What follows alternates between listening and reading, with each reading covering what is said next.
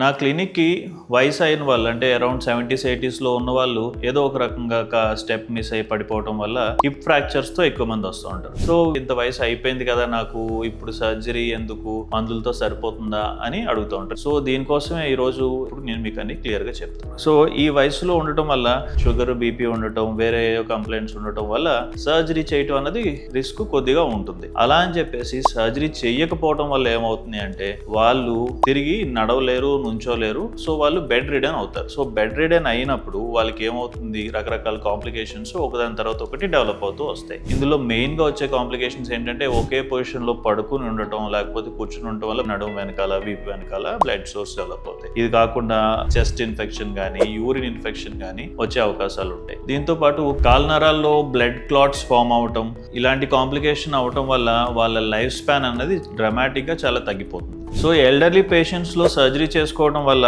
వాళ్ళంతటి వాళ్ళు నడవగలుగుతారు, ఫ్యామిలీ మెంబర్స్కి బర్డెన్ లేకుండా వాళ్ళ పనులు వాళ్ళు చేసుకోగలుగుతారు, వాళ్ళ లైఫ్ ఎక్స్పెక్టెన్సీ కూడా పెరుగుతుంది. మన కిమ్స్ హాస్పిటల్ సీతందార్లో వెల్ ఎక్విప్మెంట్ ఉండటం, trained anaesthetist and critical care consultants అందరూ ఉండటం వల్ల any complications are very well dealt with. And మేము చేసిన 90 year అండ్ అబోవ్ చేసిన పేషెంట్స్ కూడా ఇప్పుడు హ్యాపీగా they are back to their life and they are able to stand on their feet.